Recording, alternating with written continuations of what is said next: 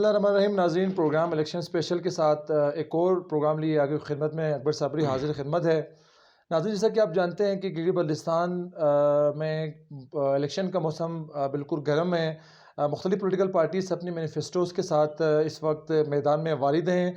ہم گلگت بلتستان کے مختلف حلقوں میں جا کے مختلف امیدواروں کے مینیفیسٹوز کو معلوم کرنے کی کوشش کر رہے ہیں کہ وہ کیا اپنا ویژن رکھتے ہیں اپنے علاقے کے حوالے سے، بالخصوص جس حلقے سے وہ الیکشن لڑنا چاہ رہے ہیں وہ اس حوالے سے کیا اپنا ایک نظریہ رکھتے ہیں جس کی بنیاد پر عوام انہیں منتخب کرے. تو آج جس حلقے میں ہم موجود ہیں وہ گلگت بلتستان کا نہایت ہی ایک اہم حلقہ کنسیڈر کیا جاتا ہے، اور سب سے زیادہ ڈپرائڈ حلقہ بھی اس حلقے کو ہی کنسیڈر کیا جاتا ہے. ایک تو آبادی بھی اس حلقے کی بہت زیادہ ہے اور رقبے کے لحاظ سے بھی بہت زیادہ یہ علاقہ ہے. اور اس حوالے سے ہم نے جس شخصیت کو سے گزارش کی ہے، جن کی خدمت میں ہم حاضر ہیں، وہ پاکستان تحریک انصاف کے ٹکٹ کے امیدوار ہیں محترم جناب ایڈوکیٹ ذاکر صاحب. السلام علیکم سر. وعلیکم السلام. ڈاکٹر صاحب، بہت شکریہ، آپ نے ٹائم دیا. جیسا کہ میں نے گزارش کی کہ ڈپرائڈ حلقہ ہے، حلقہ نمبر 2، اور جس طرح سے اس حلقے کو ڈیولپ ہونا چاہیے تھا پچھلے کئی عرصے سے ہم نے دیکھا ہے کہ یہ بہت زیادہ محروم حلقہ رہا ہے. آپ کی نظر میں اس محرومی کی وجہ کیا ہے؟ بسم اللہ الرحمن الرحیم. سب سے پہلے اکبر صابری صاحب، آپ کا اور آپ کی ٹیم کا میں شکریہ ادا کرتا ہوں، آپ نے وقت دیا. جہاں تک آپ کے سوال کا تعلق ہے، حلقہ نمبر 2، یہ حلقہ آبادی اور رقبے کے حوالے سے جی بی کا سب سے بڑا حلقہ مانا جاتا ہے. صحیح. اس حلقے کی اہمیت اس لیے بھی زیادہ ہے کہ یہ بلتستان ریجن کا گیٹ وے ہے. جو بھی باہر سے لوگ آئیں، ٹورسٹ آئیں، فارنرز آئیں، اسی حلقے سے ان کا واسطہ پڑتا ہے. لیکن بدقسمتی سے یہ حلقہ اس دور میں بھی تمام تر محرومیوں کا شکار ہے. اس کی مین وجہ میں سمجھوں گا سب سے بڑی جو فرسٹ بیچ میں تو جو یہاں سے منتخب نمائندے ہیں جنہوں نے عوام سے ووٹ لیا، ذمہ داری لیا، اسمبلی میں گئے، لیکن وہ عوام کو ان کے حقوق دینے میں ناکام رہے، وہ عوام کے معیار زندگی کو بہتر بنانے میں وہ ناکام رہے. دوسری چیز، یہاں سے جب بھی میں سمجھتا ہوں جب بھی یہاں سے کوئی آواز اٹھی، جب بھی یہاں سے کوئی تحریک چلی، جب بھی یادگار سجایا جاتا ہے حلقہ 2 کے لوگوں سے سجایا جاتا ہے. حلقہ 2 کے لوگوں کو ایز اے ٹول یوز کیا گیا. کن معاملات پہ؟ وہ معاملات تھے بین الاقوامی معاملات تھے، وہ معاملات نیشنل ایشوز تھے. کبھی بھی حلقہ 2 کے لوگوں کے معیار زندگی کو بہتر بنانے کے لیے یہاں سے کوئی سنجیدہ کوشش نہیں کی گئی. ہمیشہ ہمیں بین الاقوامی ایشوز کے پیچھے لگا کے رکھا گیا. یہاں موجود وسائل کو پہچاننے، ان سے فائدہ اٹھانے کا شعور نہیں دیا گیا. یہی وجوہات ہے کہ آج اس دور میں بھی ہم مختلف مسائلوں میں ہم پھنسے ہوئے ہیں. اگر آپ کو موقع ملتا ہے اس حلقے کے اندر، اگر آپ کو اس حلقے کی آپ کو انتخاب کرتی ہے، تو آپ کا جو بنیادی ترجیح ہے وہ کیا ہے؟ انشاءاللہ سب سے پہلے ہمارا جو مینیفیسٹو میں بھی شامل ہے یہ چیز کہ ہم، اور اس حلقے کی ضرورت بھی ہے چونکہ یہاں پر تعلیمی حوالے سے ہم بہت پیچھے رہ گئے ہیں. یہاں کالج کا نہ ہونا، یونیورسٹی کا نہ ہونا ایک الگ ایشو، لیکن حیرت ہوتا ہوں کہ یہاں پر بشوں سے لے کر آپ ستپارہ تک آپ دیکھیں تو یہاں پر بہت سارے ایسے ہمارے علاقے موجود ہیں جہاں بیسک ایجوکیشن سسٹم بھی نہیں ہے. بچوں کے لیے پرائمری لیول تک کا سکول بھی نہیں ہے. تو یہ بچے کیسے پڑھیں گے؟ یہ بچے آگے بڑھیں گے کیسے؟ اگر کوئی ہماری کوئی چھوٹی بہن اگر کوئی کالج جانا چاہے، یونیورسٹی پڑھنا چاہے تو کیسے جائیں گے؟ تو تعلیم کے پر انشاءاللہ میں اور میری جماعت، ہماری ٹیم کام کرے گی. اللہ نے موقع دیا تو یہ ہمارے مینیفیسٹو میں شامل ہے کہ ہم تعلیمی مسائل جو اس حلقے میں ہے اس کو ہم ٹھیک کریں. صحت کے ایشوز ہے، صحت کے ابھی تک یہاں پر کوئی 10 بیڈ اپروو نہیں ہوا تھا. یہ تو عمران خان صاحب کی مہربانی، انہوں نے ابھی جو 250 بیڈ کا جو ہاسٹل حلقہ 2 میں انہوں نے شروع کیا. پھر راجہ صاحب کی کوشش سے، ان کے مہربانی سے ابھی جو بے نظیر ہاسٹل جو یہاں پر ایک فرسٹ ایڈ پوائنٹ تھا، اس سے ابھی 20 بیڈ کیا ہے. تو اب پورے حلقے کے ابھی صرف 2 ہاسٹل ہے. تو انشاءاللہ اللہ نے موقع دیا تو صحت کے جو مسائل ہیں ان کو خاتمہ کرنا ہمارے مینیفیسٹو میں. پچھلا جو آپ کے یہاں کے نمائندے امیدوار جو جیتے تھے، ان کی کارکردگی کو آپ کس طرح نظر سے دیکھتے ہیں؟ آپ کیا سمجھتے ہیں انہوں نے کچھ بہتر کام کیے ہیں، انہوں نے ڈیلیور کیا ہے، یا آپ اس کو کس نظر سے دیکھتے ہیں؟ صابری صاحب اگر ہمارے سابقہ منتخب نمائندے اگر کام کر چکے ہوتے تو شاید حلقے میں یہاں پہ جا بجا جو تعلیمی مسائل نہ ہوتے، صحت کے مسائل نہ ہوتے، ترقی دیکھیں تو ہم زیرو پہ ہیں. ہمارے یہاں بے شمار وسائل موجود تھے، کبھی ان وسائل سے فائدہ اٹھانے کی، ان کو پہچاننے کی کوشش نہیں کی گئی. تو میں نہیں سمجھتا، میں یہاں پہ کسی کو ذاتی طور پر تنقید نہیں کروں گا، اگر ہمارے سابقہ حکمرانوں نے، سابقہ منتخب نمائندوں نے کام کیے ہوتے تو یقیناً آج عوام کو انہیں کو منتخب کرنا چاہیے. صحیح ہے. پھر تو کوئی مسائل نہیں ہونا چاہیے تھا. اگر اور میرا عرض بھی ہے، میں جگہ جگہ میں یہی لوگوں سے کہتا ہوں کہ اگر ہمارے منتخب نمائندوں نے آپ کے مسائل حل کیے ہیں یا انہوں نے عوام کو جو عوام کے حقوق ان کو دیے ہیں تو یقیناً پھر ان کو منتخب کریں. اگر نہیں ہوئے ہیں تو پھر ان کو ایک نئی قوت، نئی طاقت، نئی جماعت، نئے چہرے کا ان کو انتخاب کرنا چاہیے. ذاکر صاحب، اب آپ سے میں چند یہاں کے آپ کے حلقے کے سیاست کے حوالے سے سوالات کرنا چاہوں گا. جیسا کہ آپ جانتے ہیں کہ یہاں ایک تو خود آپ کی اپنی تحریک انصاف کے اندر خود درے بندیاں ہیں، 2 گروپس آلریڈی موجود ہیں، پھر اوپر سے مذہبی جماعتیں بھی بڑی مضبوط ہیں اس حلقے کے اندر. تو اس ساری صورتحال کو دیکھتے ہوئے آپ کیا سمجھتے ہیں کہ پاکستان تحریک انصاف آپ کو پارٹی ٹکٹ دے گی؟ آپ صابری صاحب، جہاں تک آپ کے سوال کا پہلے سے کا تعلق ہے، آپ نے دڑا بندی کے کہا، میں نہیں سمجھتا کہ کوئی دڑا بندی ہے. پھر یہ ایک بڑی جماعت ہے، اس پہ یقیناً چھوٹے موٹے اختلاف اگر دربندیاں نہ ہوتی ذاکر بھائی تو آپ لوگ ایٹ لیسٹ دونوں مل کے اسٹرگل کرتے پارٹی کے. لیکن ہم نے دیکھا ہے گراؤنڈ کے اندر کہ آپ اپنی کمپین چلا رہے ہیں، تحریک انصاف کی شیخ صاحب اپنی کمپین چلا رہے، تو اوبیسلی آپ نہ بھی کہیں تو وہ ایک گراؤنڈ نظر آ رہی ہے. وہ نہیں، اس کو میں صابری صاحب اس کو میں اس اینگل سے عرض کروں گا کہ شیخ صاحب اپنے حساب سے وہ کمپین کر رہے ہیں، میں اپنے حساب سے کر رہا ہوں. لیکن ہم جہاں جائیں، ہم جو مفلر پہنا رہے ہیں وہ پارٹی کے پہنا رہے ہیں. ہم پارٹی میں ہی لوگوں کو شامل کر رہے ہیں. جو بھی اس جماعت کا حصہ بن رہے ہیں وہ پاکستان تحریک انصاف کا ہی بن رہا ہے. تو انشاءاللہ اس کا لامحالہ فائدہ ہمیں ہونا ہے. پھر ٹکٹ کے لیے کوشش کرنا شیخ صاحب کا بھی حق ہے، میرا بھی حق ہے، کوئی اور بھی آئے ان کا بھی حق ہے. لیکن قطع نظر میں نہیں سمجھتا کہ میں یہ کبھی نہیں کہوں گا کہ ہر حال میں مجھے ٹکٹ ملنا چاہیے. ٹکٹ حلقے کے عوام جوانوں کی اپینین، گراؤنڈ ریالٹی کو دیکھ کے ملنا چاہیے. اگر حلقے میں میری پوزیشن کمزور ہے تو مجھے نہیں ملنا چاہیے. اگر حلقے کے عوام میرے ساتھ ہیں، یوتھ میرے ساتھ ہے، وہ میرے ساتھ آگے نکل کے اسٹرگل کر رہے ہیں، تو ایسا کوئی فیصلہ ٹکٹ کے حوالے سے نہیں ہونا چاہیے جس سے حلقے کے عوام کو کوئی مایوسی ملے، حلقے کی یوتھ مایوس ہوں. تو میں ٹکٹ کے حوالے سے بڑا پر امید ہوں. انشاءاللہ ابھی ہمیں ٹکٹ کے لیے انہوں نے اسلام آباد بلایا ہے، اس پہ کمیٹی ہے، اور ہمیں امید ہے تحریک انصاف چونکہ انصاف کی جماعت ہے، انشاءاللہ ایسا کچھ فیصلہ، کوئی بھی فیصلہ نہیں ہوگا جس سے حلقے کے عوام کو مایوسی ہو. آپ کو لگتا ہے کہ آپ کی جو مرکزی قیادت ہے وہ فیصلے جو میرٹ پر کرے گی؟ یقیناً کرنا چاہیے. اگر نہ کریں، اگر میری جماعت یا ہمارے ذمہ داران اگر میرٹ پہ فیصلے نہ کریں تو لامحالہ اس کا ایفیکٹ ہمیں آنے والے الیکشن پہ پڑ سکتا ہے. اب میں آپ سوال یہ کرنا چاہوں گا کہ جس طرح سے آپ نے کہا کہ میرٹ پر کرنا چاہیے، لیکن ہم دیکھ رہے ہیں کہ وہ افراد کے جو مختلف پارٹیز کے اندر جن کے حوالے سے ایلیگیشنز تھی، ان کے کرپشن کے ایلیگیشنز تھے، وہ اب آپ کی پارٹی کے اندر شامل ہو رہے ہیں. اگر وہ ان کو پارٹی ٹکٹ دیتی ہے، وہ اگر جیت جاتے ہیں، منسٹر بنتے ہیں، تو وہ ظاہر ہے کہ دوسری پارٹی کی ہی جماعت ہوگی ایک قسم کی. تو اس صورت میں آپ لوگ جو اس پارٹی کے دیرینہ کارکن ہیں ان کا کیا سٹانس ہوگا؟ نہیں، ابھی شمولیت کا جہاں تک تعلق ہے صابری صاحب، یہ ایک سیاسی جماعت ہے. سیاسی جماعت میں ہمیشہ دروازے کھلے ہوتے ہیں. کرپٹ بندہ بھی ہو وہ بھی شامل ہو سکتا ہے. دیکھیں نا، کرپٹ ہے، کرپٹ نہیں ہے، اگر کوئی کرپٹ بندہ اس جماعت میں آئیں تو عوام کو چاہے ان کو ریجیکٹ کریں، پارٹی کو بھی چاہے ان کو ریجیکٹ کریں. اگر آپ نے ایک پیمانہ کریٹ کیا ہے تو اس صورت میں تو آپ کو کرپٹ لوگوں کو شامل ہی نہیں کرنا چاہیے پارٹی کے اندر. دیکھیں، اگر کوئی کرپٹ بندہ یہاں پر آ جائیں، اس کو اگر کوئی پارٹی ذمہ داری دیتے ہیں تو یہ غلط پالیسی ہوگی. اس کا نقصان لامحالہ پارٹی کو ہو سکتا ہے، پارٹی کو ہوں گے، کیونکہ ہم نے ایک باؤنڈریز بنایا ہوا ہے اس جماعت میں. لوگ اس جماعت میں کیوں آ رہے ہیں؟ پاکستان تحریک انصاف کو لوگ دوسروں سے امتیاز کیوں رکھا ہوا ہے؟ اس لیے رکھا ہوا ہے، یا پیپلز پارٹی سے یا نون لیگ سے اس جماعت کو اس لیے پسند کرتے کہ انصاف کی جماعت ہے، یہ میرٹ پہ یقین رکھتی ہے، یہ اقربا پروری سے ہٹ کر یہ میرٹ پہ یقین رکھتی ہے. تو اگر وہی چیزیں جو پیپلز پارٹی نے کیے ہیں، وہی چیزیں جو نون لیگ کر رہے ہیں، اگر یہ جماعت کریں گے تو جو حال پیپلز پارٹی کا ہوا ہے، جو نون کا ہوا ہے، وہ نقصان پی ٹی آئی کو بھی ہو سکتا ہے. آپ کو لگتا ہے جس طرح سے آپ ٹکٹ کے حوالے سے پر امید ہے کہ میرٹ پر فیصلہ ہوگا، آپ کو لگتا ہے کہ آپ کی صوبائی کابینہ جب انتخاب ہو رہی تھی وہ بھی میرٹ پر فیصلہ ہوا ہے؟ یقیناً جعفر شاہ صاحب جب صدر بنے، چونکہ انٹرا پارٹی الیکشن تو ہوا پوری نہیں میں تھا، صوبائی کابینہ کی بات کر رہا ہوں. صوبائی کابینہ میں ابھی جعفر شاہ صاحب جو ٹھیک ہے. صدر بنے تھے وہ انٹرا پارٹی الیکشن تو نہیں ہوا تھا، ٹھیک. چونکہ ایک انٹرم آگے الیکشن کی وجہ سے انہوں نے سسٹم چلایا ہے.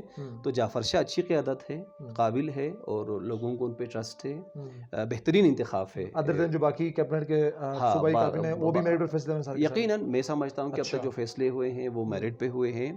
اگر کہیں کوئی غلطی کیے ہیں تو لامالا اس کا اثر پارٹی پہ پڑ بھی رہا ہے اور پڑ بھی سکتا ہے. بالکل ٹھیک ہے. اچھا اب حلقے کی آپ کی مزید چند سوالات کرنا چاہوں گا. حلقہ نمبر 2 کے حوالے سے، جس طرح سے پچھلے الیکشن کے اندر مجلس مسلمین کے امیدوار نے یہاں سے ون کیا، اب بھی کچھ لوگوں کا کچھ لوگوں کا یہ کہنا ہے کہ مجلس مسلمین کی پوزیشن اس وقت یہاں پہ اس حلقے کے اندر بڑی مضبوط ہے.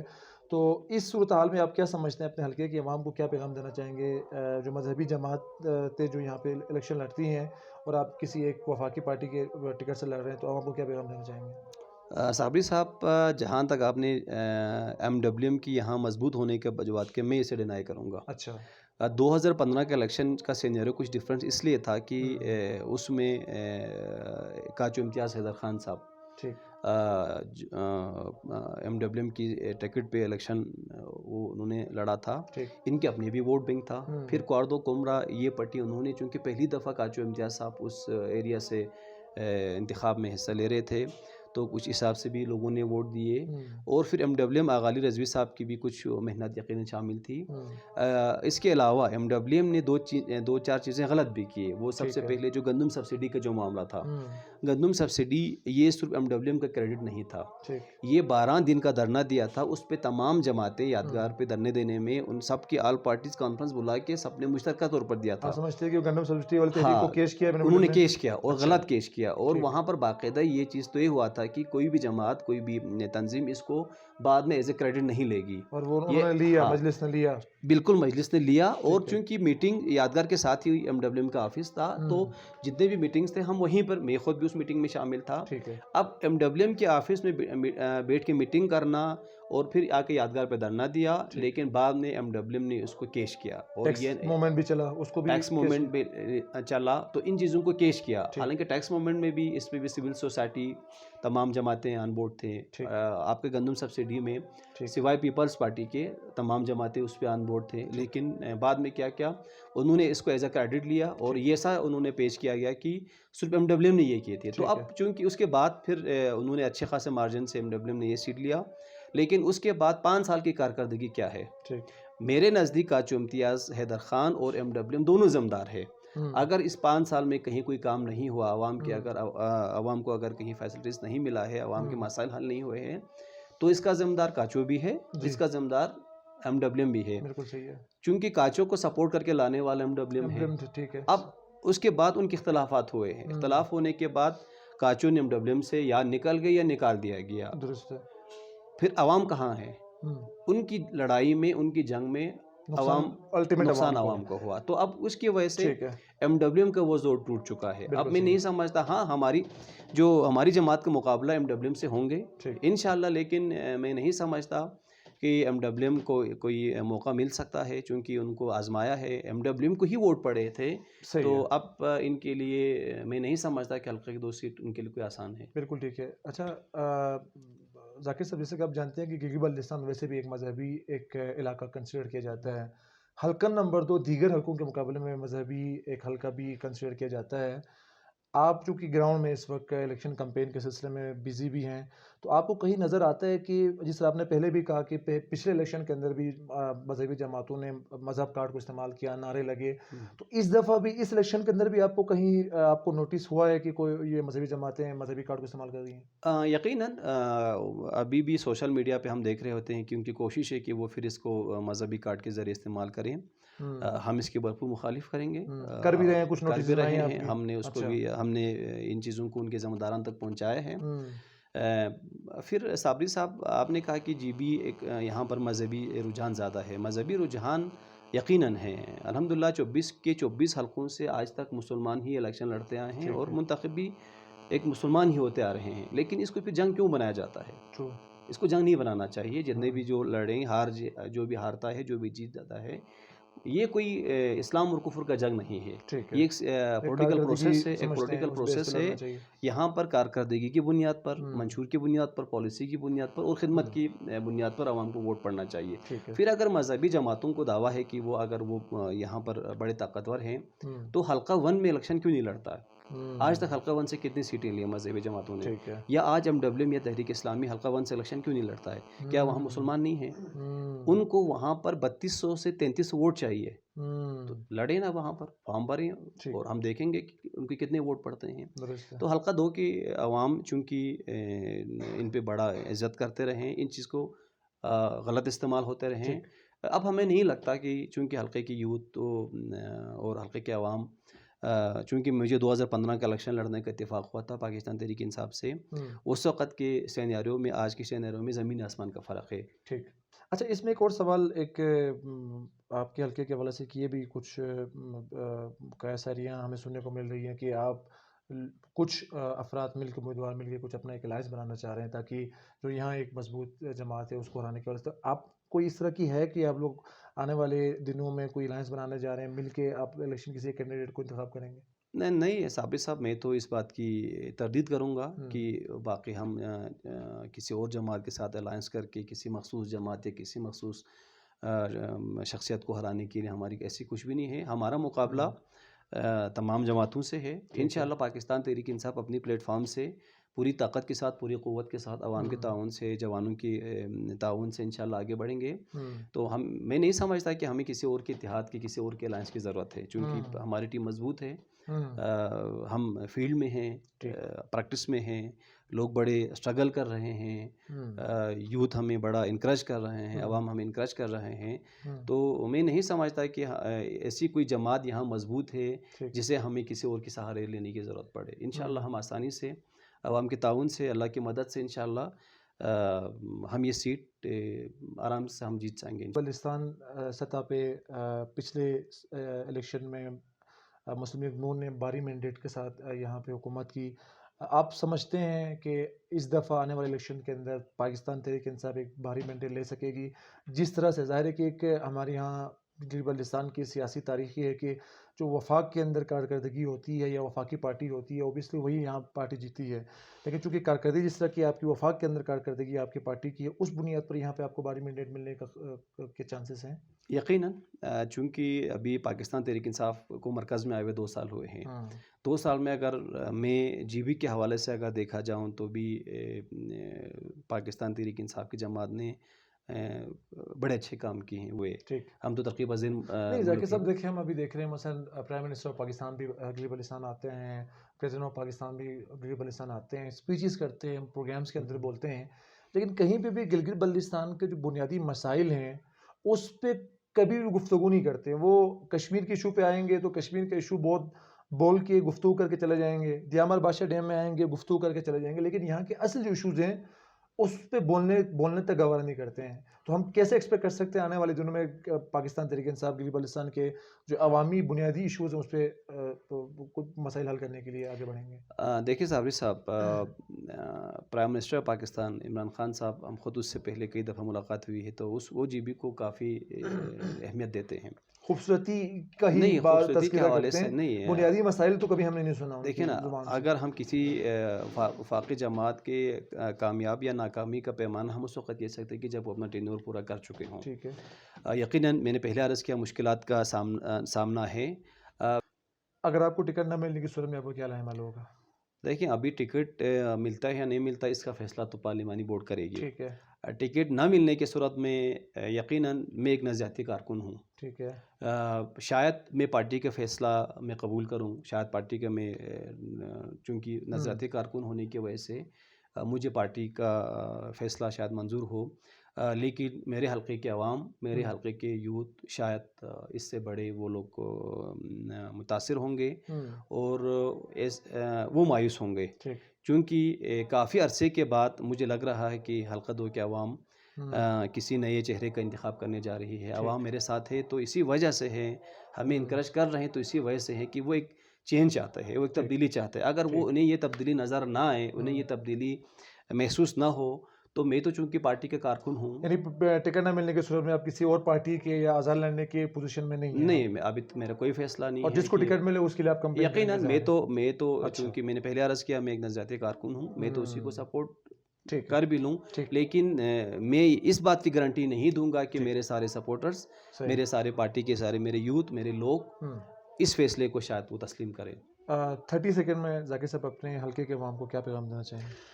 آپ کے چینل کے توسط سے میں حلقہ 2 کے عوام اسپیشلی یوتھ کو میں یہی عرض کرنا چاہوں گا کہ آئیں، ہماری رہنمائی کریں، ہمارا ہاتھ مضبوط کریں. میں بھی آپ کی طرح ایک جوان ہوں. میں چاہتا ہوں کہ حلقہ 2 میں ایک چینج آئے، حلقہ 2 میں تعلیم کی بات کریں، حلقہ 2 کے مسائل کی بات کریں، حلقہ 2 کے نظام زندگی کی بات کریں. آج تک جو ہمیں مختلف ایشوز پہ رکھا گیا وہ ایشوز اپنی جگہ، لیکن انشاءاللہ میں اور میری جماعت، میری ٹیم کا جو پرائرٹی ہوگا وہ حلقہ 2 ہوگا. انشاءاللہ اگر آپ جوان اگر میرے ساتھ ہوں گے تو کوئی بھی چیز ناممکن نہیں ہے. میں بہت پر امید ہوں جس طرح سے لوگ ہمیں حوصلہ دے رہے ہیں. انشاءاللہ حلقہ 2 کے عوام کو کبھی مایوس نہیں کروں گا، یوتھ کو کبھی مایوس نہیں کروں گا. ایسا کوئی غلطی میں اور میری جماعت نہیں کریں گے جو ہمارے سابقین نے کیے ہیں. تو انشاءاللہ آنے والا دن، آنے والا دور پاکستان تحریک انصاف کی ہے اور میں اور میری ٹیم کی ہے. ذاکر صاحب نیک خواہشات آپ کے لیے، بہت شکریہ ہمیں ٹائم دیا ہمارے پروگرام کے. ناظرین جیسا کہ آپ نے سنا، محترم ذاکر صاحب جیبیلے 2 سے الیکشن لڑنا چاہ رہے ہیں، پاکستان تحریک انصاف کے ٹکٹ کا امیدوار ہیں. ان کا مینیفیسٹو بھی آپ نے سنا. ہم ایکسپیکٹ یہ کر رہے ہیں، ہمارے پروگرام کا مقصد بھی یہی ہے کہ گلگت بلتستان کے عوام، بالخصوص ان کے حلقے کے عوام، یہاں موجود جو امیدوار ہیں ان کے مینیفیسٹو کو سامنے رکھتے ہوئے اپنے امیدوار کا انتخاب کریں. فی الوقت ہمارے پروگرام کا وقت ختم ہو جاتا ہے. اجازت چاہوں گا. والسلام علیکم ورحمۃ اللہ وبرکاتہ.